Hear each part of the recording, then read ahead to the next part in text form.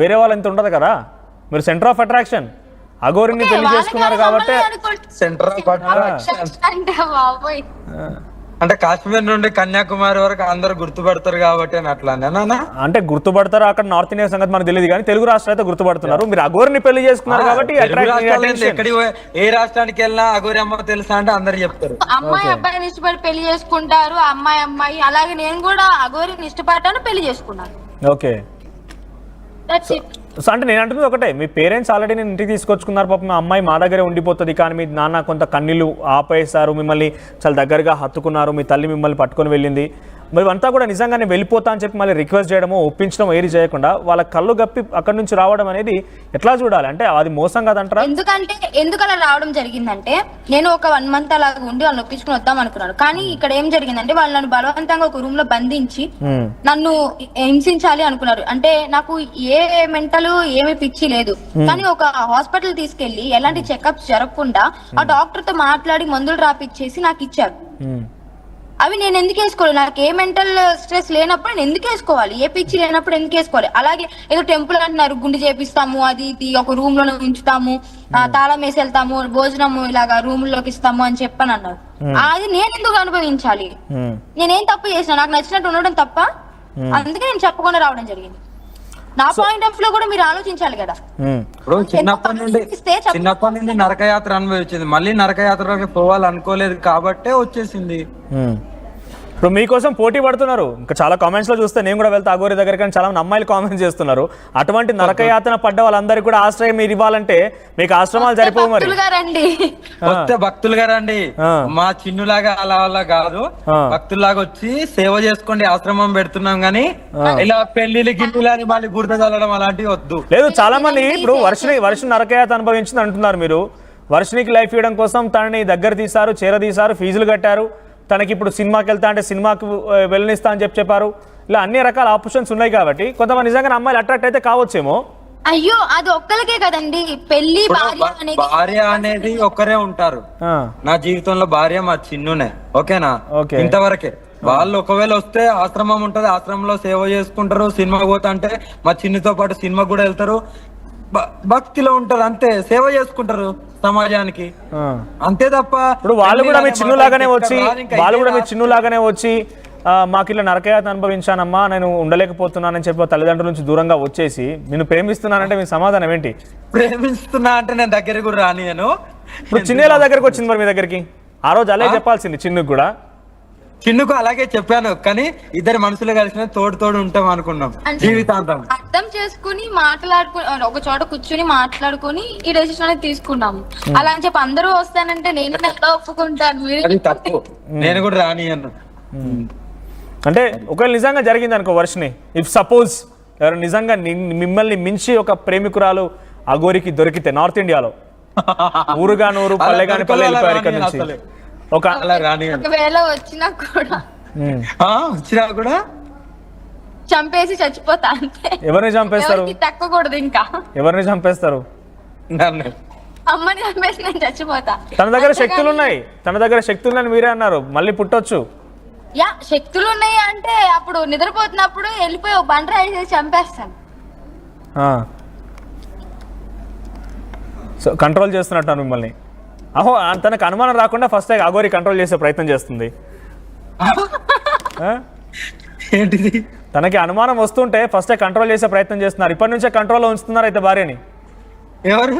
మీరే. కంట్రోల్ అసలు అలా ఏం లేదు, చాలా ఫ్రీగా ఏమున్నా సరే I have to open book, ఏదన్నా సరే షేర్ చేస్తాను, అలా ఏముండదు మా మధ్యలో. వర్షిని, మొన్నటి వరకు అంటే అఘోరిని మీరు చూసి కలిసి తర్వాత మీరు ఇంట్లో ఉండడం, అప్పటి వరకు ఉన్న అఘోరిలో పెళ్ళైన తర్వాత అఘోరి ఏమైనా మార్పు కనిపిస్తుందా? ఇక ఎక్కడ పోద్దిలే, నాతోనే ఉంటుందిలే, నా భార్య కదా అన్నట్టుగా తేలికపాటిగా తీసుకోవడము, లైట్ తీసుకోవడం లాంటి జరిగిందా? అమ్మో, అస్సలు లేదు అలాగా. టైం టు టైం అంత ముందు ఎలాగైతే ఫోన్ చేసి తిన్నావా ఎలా అయితే అనుకున్నారు, ఇప్పుడు దగ్గర ఉన్నప్పుడు కూడా అంతే ప్రేమ చూపిస్తున్నారు, ఇంకా పెరిగింది కూడా. ఓకే. అలాగే తనలో ఒక సంతోషాన్ని చూస్తున్నాను. సో ఇప్పుడు మీకు ఫ్యామిలీ చాలా తగ్గింది, ప్రేమ తగ్గిందా? అస్సలు ప్రేమ తగ్గలేదు. ప్రేమ అఘోరికి మీకుంటే ఉండొచ్చు, ఎందుకంటే అందరిని వదిలేసి వెళ్ళారు కాబట్టి. ఇప్పుడు మీరు భర్తగా చెప్పబడుతున్న అఘోరికి ప్రేమ తగ్గిందా? భార్య అయిపోయింది. లేదు లేదు. ఓకే మీకోసం ఏదైనా వేసినాం కదా ఇంకా పడి ఉంటదిలే అలా కాదు, జస్ట్ హ్యాపీనెస్. మేము పెళ్లి చేసుకున్నా చేసుకోకపోయినా చాలా హ్యాపీగా ఉండేవాళ్ళం.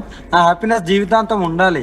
ఓకే ఏమున్నది, ఎప్పుడు వెళ్ళిపోతామో ఎవరు వెళ్ళిపోతామో తెలియదు కదా. సో మొన్న చితాభస్మం అవ్వాల్సిందే, హ్యాపీగా ఉండాలి. 4 రోజులు గడిపినా హ్యాపీగా గడిపేసి లోకాన్ని వదిలేసి వెళ్ళిపోతే చాలు. ఇంకా మొన్న మీరు ఇద్దరు మళ్ళీ తిరిగి కలిసిన తర్వాత ఆర్టీవీతో అందుబాటులోకి వచ్చి ఇంటర్వ్యూలో మాట్లాడుకొచ్చారు. దాంట్లో చాలా మంది పాపం వర్షిని ఒక్కదాన్నే పాటలు పాడించారు, కానీ తన ప్రేమ మాటల్ని చెప్పడానికి అఘోరి ఒక్క పాట కూడా పాడలేదు. అది ఆన్ పబ్లిక్ డిమాండ్. పాపం నిజంగానే నేను వర్షిని అప్రిషియేట్ చేస్తా. వర్షిని అడగగానే సరే పాటలేదు, మీ భావన ఎక్స్పెక్ట్ చేయండి, తనని పొగడండి ఒకసారి. ఎంత మధురం ప్రియురాలు అంత తీపి, అంతవరకు వచ్చి ఇంకేం రాదు. ఇంకా అంటే నేను నిజంగా అప్రిషియేట్ చేస్తున్నా వర్షిని. అడగగానే వెంటనే అవసరమైతే తనకు లిరిక్స్ తెలియకపోతే ఫోన్ లో చూసి మాట్లాడింది. రాదు, ఒకసారి వర్షిని పొగడండి పోనీ. చాలా మంచిది, నాకు దొరికిన నా బంగారం వజ్రం. నా లైఫ్ టర్న్ అయిపోయింది నిజంగా. అంటే నేను ధర్మం గురించి, నా సాధన గురించి నాకు అదే తెలుసు. వేరే సభ్య సమాజం ఎలా మాట్లాడతారు, ఎలా ప్రవర్తిస్తారు అలాంటివి నాకు తెలియదు చిన్నప్పటి నుండి. కానీ నాకు అంతా తెలిసేలాగా చేసింది. నా లైఫ్ కు ఒక గోల్డెన్ అన్నట్టు అంతే. నాకు జీవితంలో ఇంకా ఎప్పుడు ఇలాగే హ్యాపీగా ఉన్నాం చాలు. ప్రేమగా తనని చూసా మాట చెప్పండి. ప్రేమగా తనని చూసా మాట చెప్పండి. ఏంటి? ప్రేమగా తనని చూసా మాట చెప్పండి. లవ్ యూ చిన్ను, నువ్వు దొరకడం నా అదృష్టం. జీవితాంతం ఇలాగే కలిసి ఉన్నాం. ఎవరు ఏమనుకున్నా, ఎవరు ఎంతమంది బురద జల్లినా జలే, నీకు నేను, నాకు నువ్వు, జీవితాంతం ఇలాగే ఉన్నాం. హరహర మహాదేవ్, హరహర మహాదేవ్.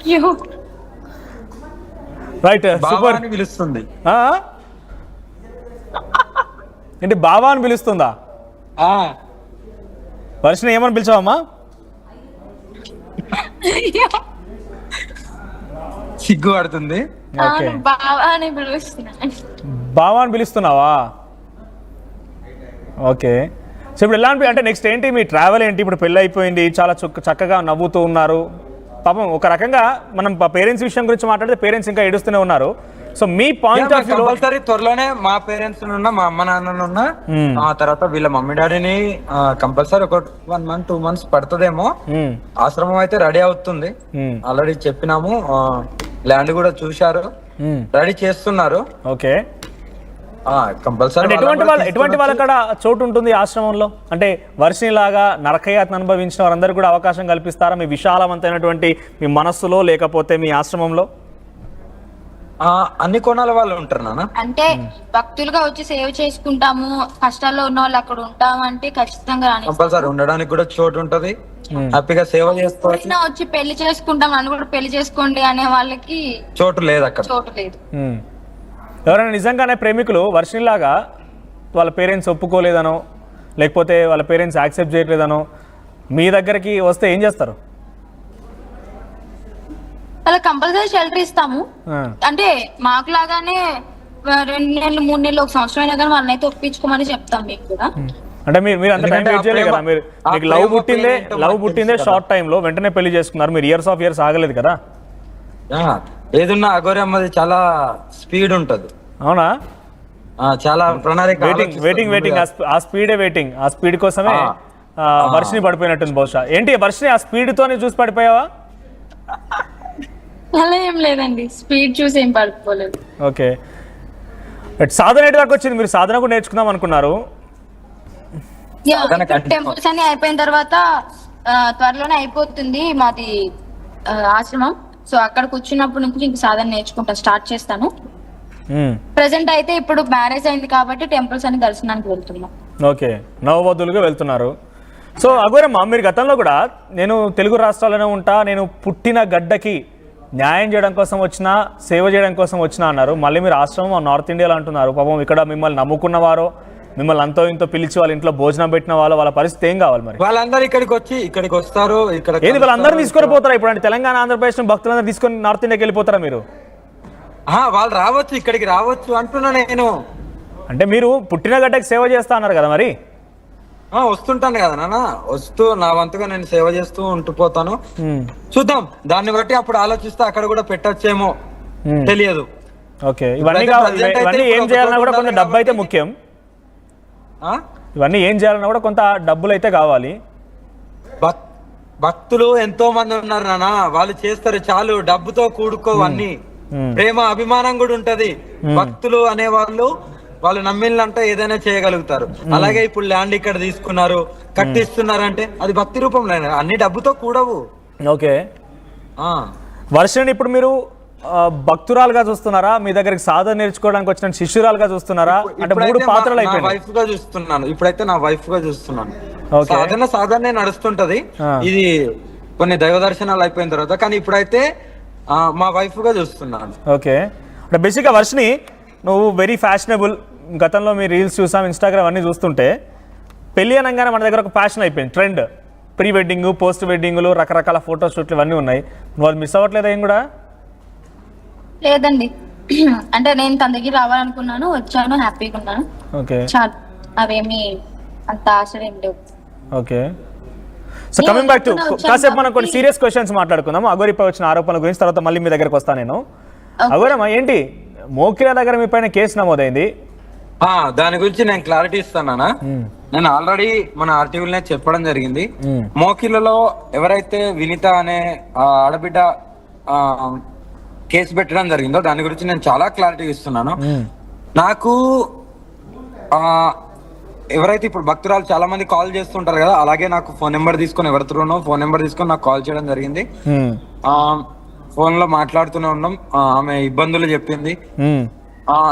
ఈ పూజ చేయక ముందే ఆమెకు నేను 1,50,000 దాకా నేను ట్రాన్స్ఫర్ చేశాను. ఎందుకు?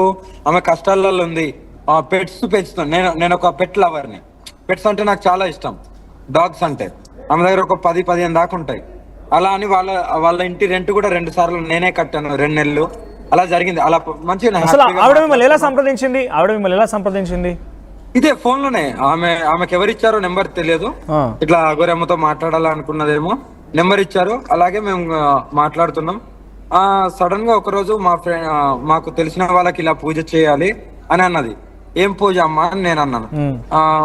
సో అండ్ సో అని చెప్పింది. అంటే ఇంకా కొన్ని డబ్బులు ఆగిపోయినాయి, కొత్త పూజ చేయాలి అది అని అంటే చాలా తగ్గింది. ప్రేమ తగ్గిందా? అసలు ప్రేమ తగ్గలేదు. ప్రేమ అఘోరికి మీకుంటే ఉండొచ్చు, ఎందుకంటే అందరిని వదిలేసి వెళ్ళారు కాబట్టి. ఇప్పుడు మీరు భర్తగా చెప్పబడుతున్న అఘోరికి ప్రేమ తగ్గిందా? భార్య అయిపోయింది లేదు. ఓకే, మీకోసం ఏదైనా వేసినాం కదా, ఇంకా పడి ఉంటదిలే, అలా కాదు. Just happiness. మేము పెళ్లి చేసుకున్నా చేసుకోకపోయినా చాలా హ్యాపీగా ఉండేవాళ్ళం. ఆ హ్యాపీనెస్ జీవితాంతం ఉండాలి. ఓకే, ఏమున్నది, ఎప్పుడు వెళ్ళిపోతామో ఎవరు వెళ్ళిపోతామో తెలియదు కదా. మొన్న చితాభస్మం అవ్వాల్సిందే. హ్యాపీగా ఉండాలి. 4 రోజులు గడిపినా హ్యాపీగా గడిపేసి లోకాన్ని వదిలేసి వెళ్ళిపోతే చాలు. ఇంకా మొన్న మీరు ఇద్దరు మళ్ళీ తిరిగి కలిసిన తర్వాత ఆర్టీవీతో అందుబాటులోకి వచ్చి ఇంటర్వ్యూలో మాట్లాడుకొచ్చారు. దాంట్లో చాలా మంది పాపం వర్షిని ఒక్కదాన్నే పాటలు పాడించారు, కానీ తన ప్రేమ మాటల్ని చెప్పడానికి అఘోరి ఒక్క పాట కూడా పాడలేదు. అది వన్ పబ్లిక్ డిమాండ్. పాపం నిజంగానే నేను వర్షిని అప్రిషియేట్ చేస్తా. వర్షిని అడగగానే సరే పాటలేదు, మీ భావన ఎక్స్పెక్ట్ చేయండి, తనని పొగడండి ఒకసారి. ఎంత మధురం ప్రియురాలు అంత తీపి, అంతవరకు వచ్చి ఇంకేం రాదు. ఇంకా అంటే నేను నిజంగా అప్రిషియేట్ చేస్తున్నా వర్షిని. అడగగానే వెంటనే అవసరమైతే తనకు లిరిక్స్ తెలియకపోతే ఫోన్ లో చూసి మాట్లాడింది. ఒకసారి వర్షిని పొగడండి పోనీ. చాలా మంచిది. నాకు దొరికిన నా బంగారం వజ్రం. అది నా లైఫ్ టర్న్ అయిపోయింది నిజంగా.